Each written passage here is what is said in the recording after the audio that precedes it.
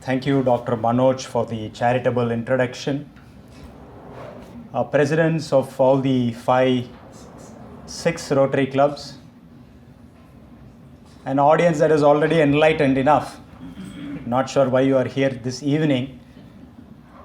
I'm very happy to be a part of this type of an audience, which I think only organizations like Rotary can manage all of you in one hall. And I must thank my friend Nagoji for extending the invitation. And when I accepted the invitation, he asked me what topic I'm going to talk about. To be very honest, I was never prepared to give him an immediate answer, but I then assured him that I will give you an answer. And then he persistently followed, asking me what the topic is. Then all of a sudden, I just said thought shower. I had no reason why I chose the topic. But on hindsight, I think it's a good topic for this evening, considering that you have a better option, because I was told that there is a good Tamil movie, Kaka Kaka, in one of the cable TVs. So you had to compete with that evening time. So give a topic that is very broad and generic. So even those who want to attend are left clueless, and hence would like to come here and understand what the topic is. And so as I myself as a speaker this morning woke up and asked the question myself, what should I be talking on this topic? So let me break the suspense that this topic is all about a collation of some of my experiences, observations, and learnings on some areas of concern that bundled together very deeply impacts the confidence that is required for individuals and institutions, which when combined determines the confidence of a nation. So I will be broadly touching different dimensions of these areas of concern, more from the view that I also belong to this breed of true nationalists who want to enrich the confidence quotient amongst individuals and institutions on a great country like ours. So I must confess at the outset that I am not the hyphenated nationalist. I am not the American Indian or the European Indian or the Australian Indian. I am an Indian, and with that view, I will just share some of my ideas and experiences touching different, but all of them tied together, that determines the confidence of a nation. And who better a person can I fall back? Because when I talk about confidence of a nation, I am naturally attracted to the visionary saint Swami Vivekananda for a variety of reasons. Swami Vivekananda has always been a saint for all seasons, a saint for all solutions. But three predictions that Swami Vivekananda made stand out and always occupies the top of my mind, and that makes him a very tall visionary saint. He was the one who said that the proletariat revolution will happen in a country where the labor force is unorganized, contrary to the proponents of the Marxian theory, including Karl Marx himself, who strongly believed that a revolution of this type will only happen in organized markets, and he chose Germany. But Swami Vivekananda's word became true when the revolution actually broke in Russia first and not in Germany.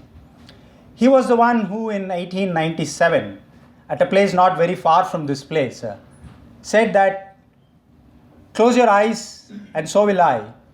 And when I close my eyes, I see 50 years down the line. Bharat Mata, liberated, sitting at the top of the country. And to him, that was the moment of Indian freedom. And true to his words, exactly 50 years later in 1947, we got our Indian freedom. And he also predicted that India will definitely become an economic superpower.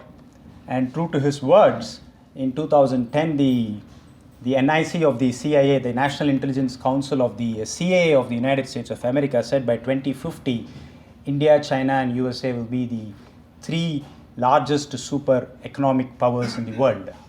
So these were the three predictions amongst various predictions that Swami Vivekananda made that always remains at the top of my mind. But I'm going to use Swami Vivekananda for a different purpose for the topic for the day. It was in 1893, most of you know, that he went to Chicago to address the World Parliament of Religions. And he went to that place not knowing that he should be invited to address the audience. And many of you know how he got an invitation to get into the World Parliament of Religions. And he went at a time after touring India. And the India that he saw was a ravaged India, an impoverished India, an India that was struck by famines all over, deaths happening across the length and breadth of the country. And that was the baggage that he carried when he went to Chicago in 1893. But when he started his speech, Sisters and Brothers of America, the applause that he received was in fact longer than the duration of his talk itself. The message that he conveyed, despite the fact that he had a heavy baggage about the country, was completely different and took the audience by shock. The purpose of the meeting was probably to establish a theocratic supremacy of a particular type, but the way in which he spoke completely turned the tables. He ended the speech clearly articulating that he sees India as an emerging superpower. Look at the visionary zeal in Swami Vivekananda when he made this exposition. He had a very tough baggage, and given an opportunity in contemporary times where some of the NGOs make business out of poverty, they would have addressed an audience of this type and said, give me money because India is in problem. But that was not the message that Swami Vivekananda gave in 1893. He said that India is going to emerge as a superpower. And contrast that with the thought process that is happening today. And I am not saying everybody thinks the same way. There are some exceptional intellectuals who think in the right perspective. But my concern is that a majority of them have a completely different perspective of a country like ours. That it's a problematic country. Every country has a problem. Every country will have bad roads. Every country will have problems in its sanitation. Every country will have problems in its education. Every country will have problems in its healthcare. But that doesn't make a country a problematic country. Every country will have its own problems. I was invited by a very reputed school some 7-8 years back, and that was part of a primary school function. And I'm taking this example to just set the background for the evening's talk. That the way in which a student's mind at the formative years is being trained is something that needs immediate attention.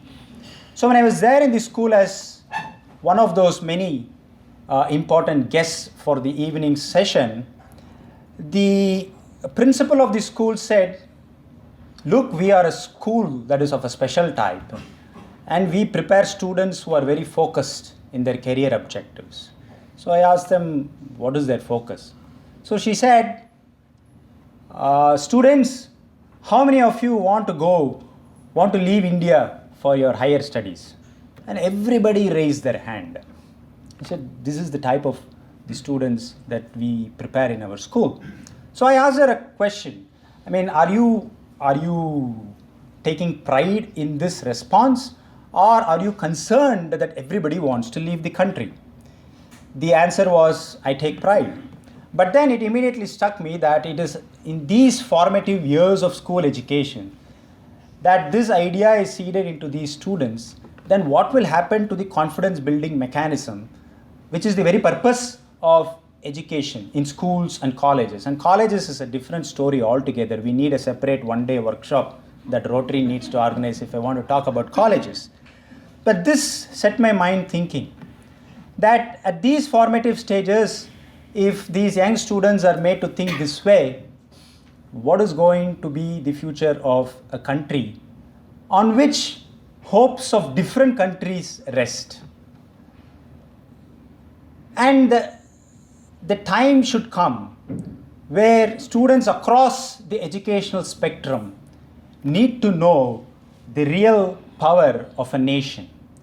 And the evolution of this nation post-independence is not a rags to riches story. It is a country, an empire that is striking back, an empire that was so rich in all dimensions, but lost most of it during the course of a period in history. And post-independence, it is trying to strike back to emerge as one of the most powerful nations in the world. And this is the understanding that students require to understand the true potency of our country, the true strength of our country. And the strength comes from different dimensions, be it the economic history of India, or the academic history of India, the cultural history of India, the entrepreneurial history of India, or any dimension of India that has always been a success story of the country if you look back into the history of our country. But that's not the type of history that school students are exposed to.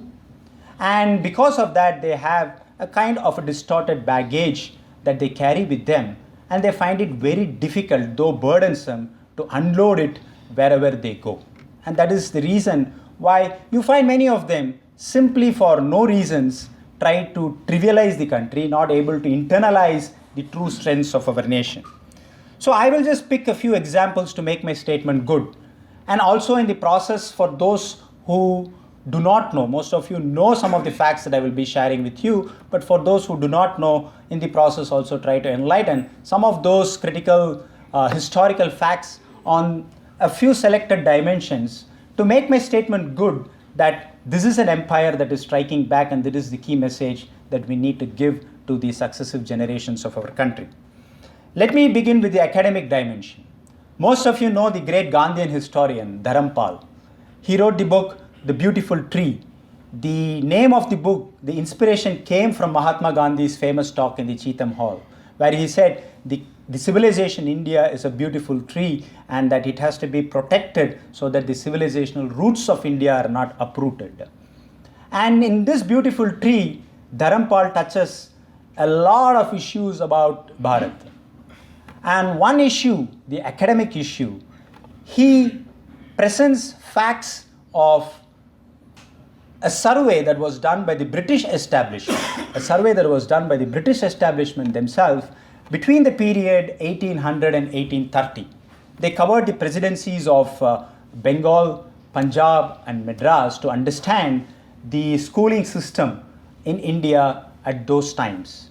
In fact, the type of data that they collected, the empirical analysis that they did, the scientific method that they employed to understand the school education system through a survey of this type was so detailed that many said that this is not a survey, in fact it is an educational census.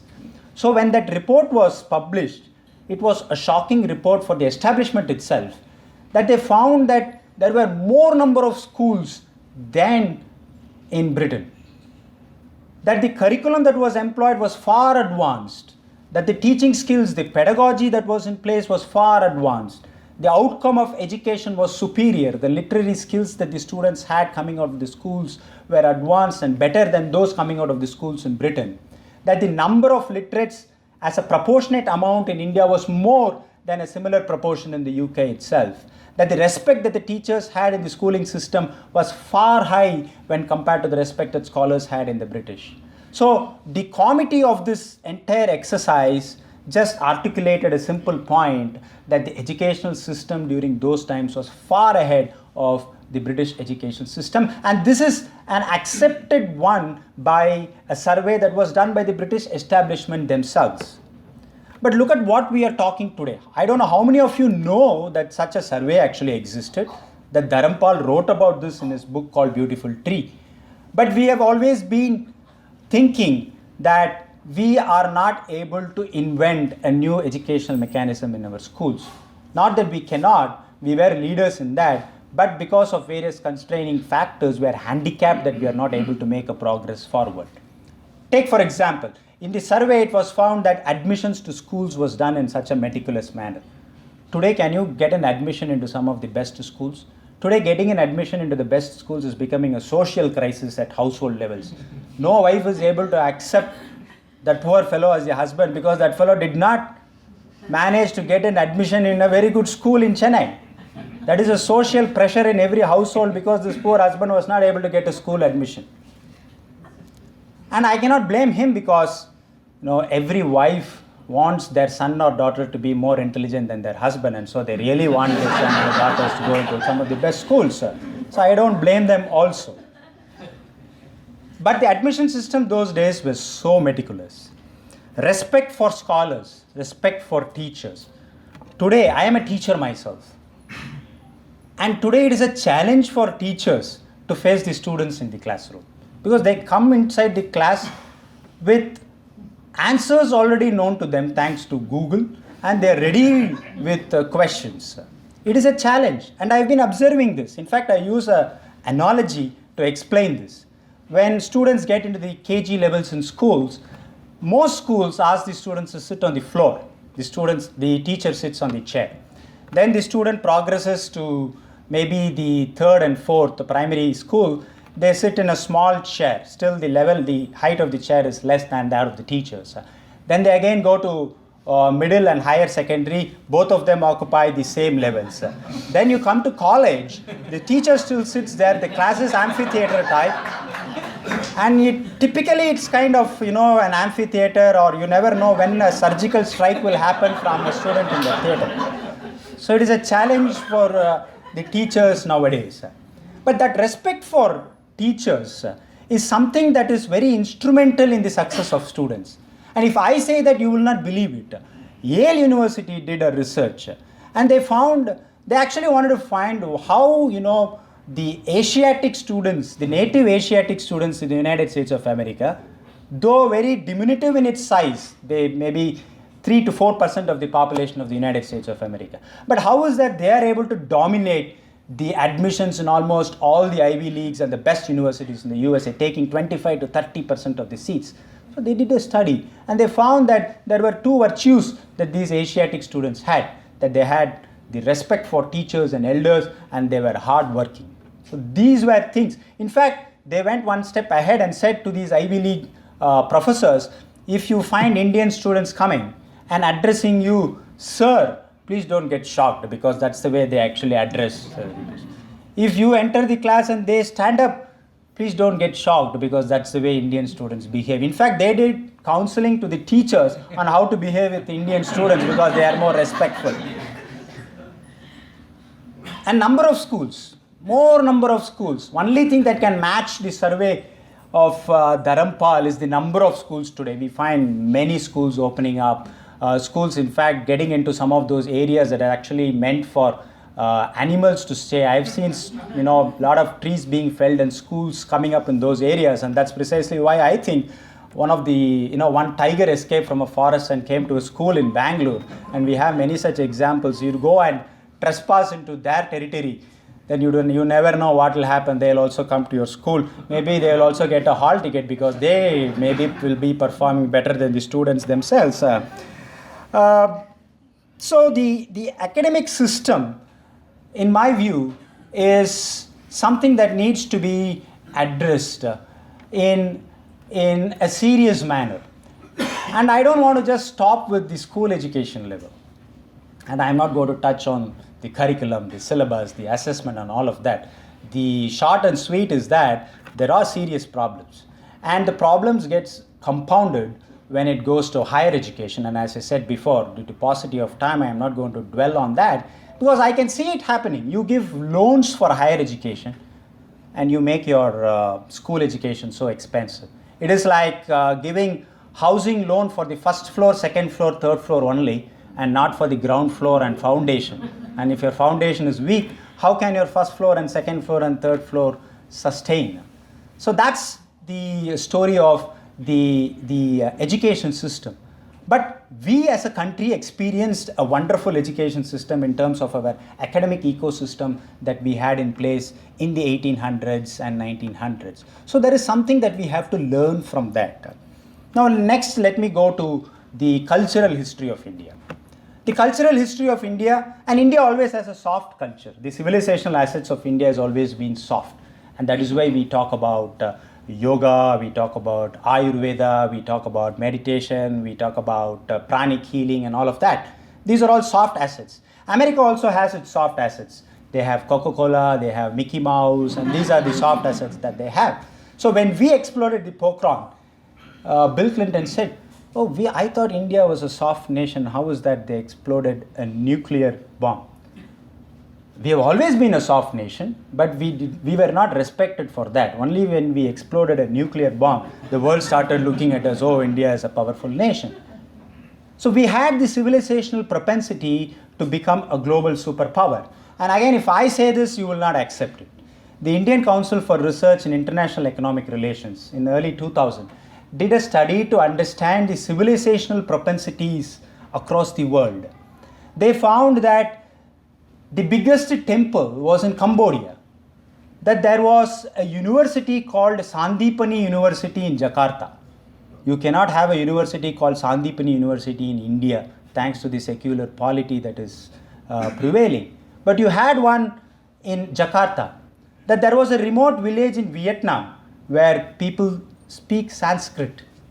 Today you make an attempt and then you're branded as saffronizing the education. And that study concluded that there is a civilizational footprint of India across the globe. And they were perplexed to understand how did this happen, because India never had a history of invasion. So they never went with an army or a military power to establish its civilizational footprints across the globe. These were the soft cultural assets that were exported and more willingly absorbed by those who consumed the soft civilizational assets of our country. So this study concluded that the civilizational propensity of India, which fundamentally rests on its cultural soft power, has been the most dominant one. And that is why you find that the continuum of the Indian civilization has been right through, which no other civilization enjoys as on date. So this is on the cultural side. Now let me come to the economic history of India. People always think that, as I said before, that we are a rags to riches story. Some of you might know that India has a history of being an economic leader in the world. And I was just talking to one of the fellow Rotarians. They said they had already listened to Gurumurthy in a combined Rotary session. I'm sure he would have also talked about this. The economic history of India is something that many of us actually need to know, and more importantly, students of economics need to know.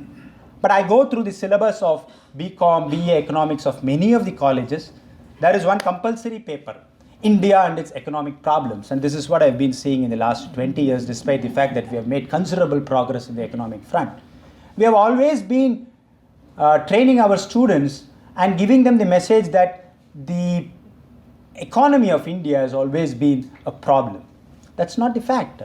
Paul Bayrock, a Belgian economist, he did a study, because that study was commissioned to understand how Japan, after World War, within a span of 3 to 4 decades, was able to build such a strong economic system in the country. They wanted to understand whether it was natural for Japan as a country, natural for Japanese to build such a strong economic system. And Paul Bayrock, a sociologist and economist, was asked to do this study. And he submitted a report in 1983. He said that during the 17th and 18th century, it was actually more because of the colonial suppression and more because of the economic invasion, trade invasion of the Anglo-Saxon economies, that the countries, especially the United States of America and those that were in Europe, were actually able to make economic progress. And there was nothing natural in these Anglo-Saxon economies that made them economic superpowers. So the growth of the Anglo-Saxon economies was not natural, but because of colonial suppression. And this is the report that he filed. They were shocked, because Paul Bayrock, the expectation was that US and not the continental Europe, but the other Europe, there was something natural that made them economic superpowers. But that's not what Paul Bayrock did, published in his report. So again, the OECD nations got together and wanted to disprove Paul Byrock's report and asked the great economic historian Angus Madison to do a study, and he was given a platoon of researchers, economic researchers, and he published a report in early 2000, the World Millennium Development Report. His report went one step ahead. He studied the economic history of the world right from the beginning of the Common Era 1. And in his study, he found that till the 17th century, India and China was occupying the number 1 and number 2 position in terms of the share of the global GDP, and most of the time it was India. It was only after the 17th century, thanks to the colonial invasion and some of the Mughal invasion, that much of our economic wealth got destroyed. And if I ask this to some of the students of management or economics, many of them really did not know the economic history of our country, and they still think that it is only because of the liberalization or the post-independent reforms that we are able to make economic progress. But that's not the case. We have a very rich heritage of economic strength till the 17th century. And when we, in September 2014, many would not have forgotten our successful Mangalyaan mission. In fact, that was it is accepted to be one of the most successful mission globally, because it was done at a cost that was 1/10 of what NASA spent for a similar mission. It was done more successful than the European space agencies. But when we successfully launched in our maiden attempt, the media, the global media went just crazy. They said, how can a country that is not economically so strong spend dollars for space research? We are going to cut our 100 million annual aid that Britain is going to give to India. You think a country of such a big population and a $2 trillion economy will struggle because $100 million from UK is going to get stopped, and hence we are not going to do space research? That's not the case. And I'll give you some figures to just give you the exact comparative. If tomorrow ISRO chairman makes a statement, I want to make another Mangalyaan mission, and I don't have funds, you know what will happen? And if he requests that all the women in India, one day, please don't go to GR Tangamalige or Kalyan Jewellers or Tanishq, don't go, but give your money for the space mission, we can actually have 2 Mangalyaans. That's the extent to which we buy gold every day, actually, right? So that's the power of economic consumerism in our country on one single item called gold, that's all. Right? So that's the economic strength of our country. Next is the entrepreneurial strength of our country. You see, many of us think that, we are entrepreneurially handicapped, but we have always had a history of being leader in global trade. India has been known for its trading power, and that's how it amassed wealth in the history of Indian economy. If you know, all the trade that was happening was thanks to the Indian resources. The Global Entrepreneurial Monitor publishes its annual report every year, and when we started participating in 2001-2, it wanted to understand the entrepreneurial propensity of people in the age group between 20 and 60. It found that the entrepreneurial propensity of Americans in this age group is 11%, of Chinese in this age group is 10%, of Indians in this age group is 18%. So entrepreneurial propensity is natural, and that is visible because these are the entrepreneurs who contribute to 40% of the country's GDP. These are the ones who run the small and medium enterprises. And you know how we marginalize them? We call them unorganized. We call them informal business centers. In fact, I cannot find a small and medium enterprise, an established enterprise, more organized, more formal than these small and medium enterprises who are poorly marginalized by the policy makers. In fact, they think that the more and more somebody is educated, the more and more somebody becomes entrepreneurial. There is another statistic to just break this myth. The Government of India publishes, this is the Government of India statistic, they publish this report. They measure the incidence of unemployment amongst the youth over 15 years. They found that For those who have declared themselves as illiterate, the incidence of unemployment is 0.3%. For those who said, I just dropped out of school before I completed my primary schooling, the incidence of unemployment is 0.7%. For those who completed primary school, the incidence of unemployment is 1.2%. For those who completed middle school, the incidence of unemployment is 2.1%. Those who completed secondary school, 2.7%. Those who finished high school, 5.2%. Those who graduate with degrees, 6.9%. So the more and more somebody gets educated, the more and more you find the incidence of unemployment. Then you ask the question, what are these people doing? They are the ones who are successfully running these small and medium enterprises. You go to Tirupur, the maximum that they would have studied is probably an 8th standard or a 10th standard. They would wear these wonderful dhotis, own a Mercedes Benz, and they will say, sir, எனக்கு இங்கிலீஷ்லாம் பேச தெரியாது, but I have some students from IIM, Ahmedabad, Bangalore, they're all working for me. This is how they will reply, right? In fact, we went to Tirupur in a similar Rotary meeting actually to felicitate a very successful businessman whose annual turnover was close to around 200 crores. And he confessed, I've never went to school, I've never went to college, and he confessed that. And one of those speakers who was supposed to felicitate was, a double PhD from a very reputed institution, I don't want to name.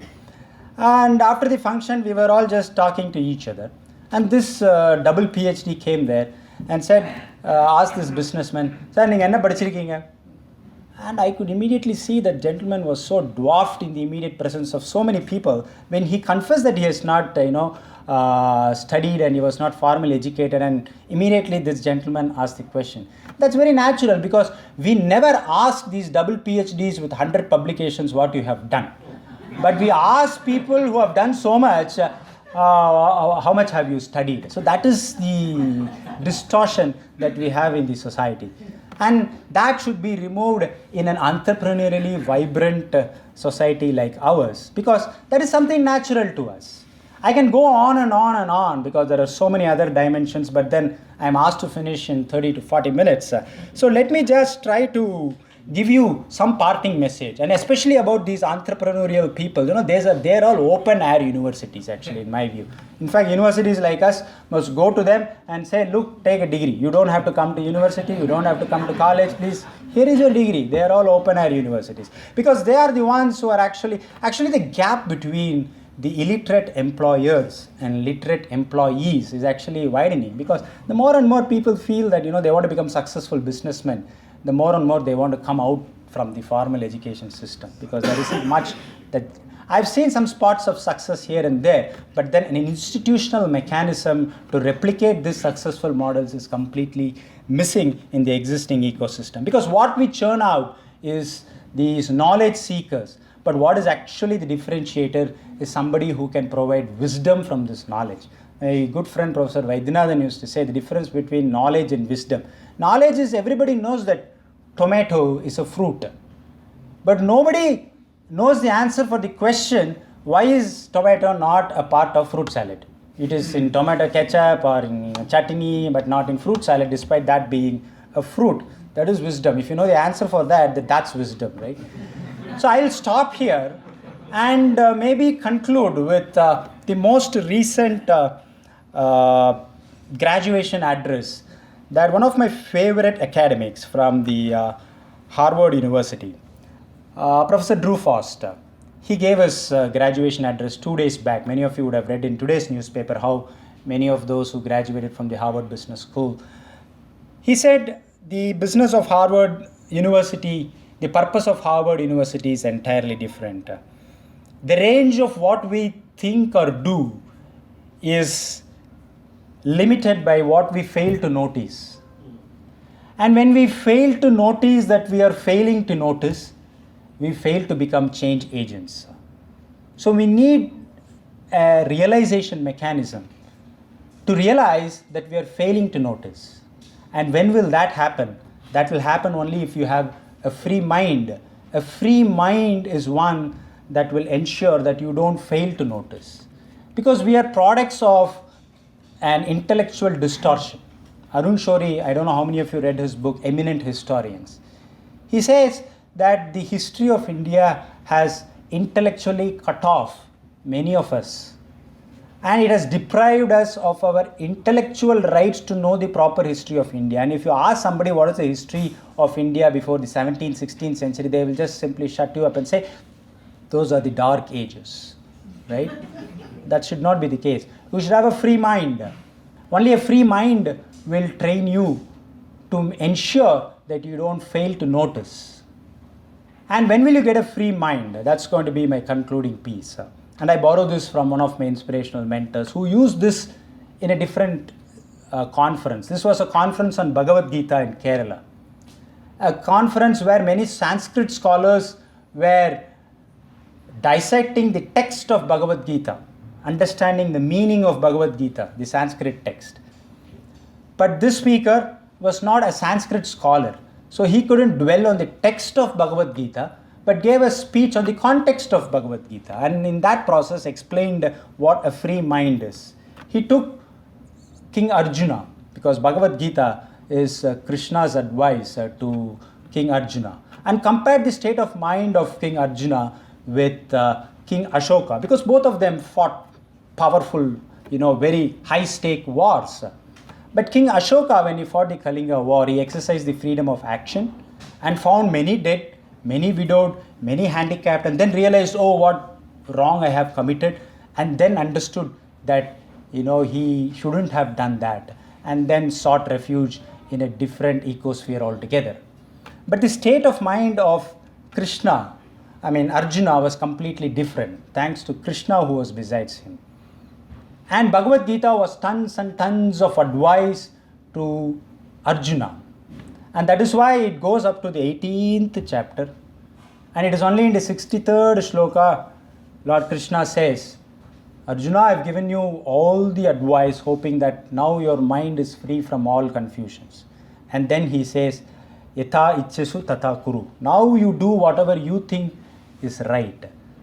In fact, many of them jocularly say, if this shloka had come in the first chapter itself, at least Bhagavad Gita would have been shortened and we would have memorized it easily.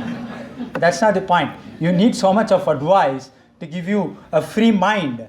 And only a free mind can exercise freedom of action responsibly. And only if you are able to do that, then you will not fail to notice.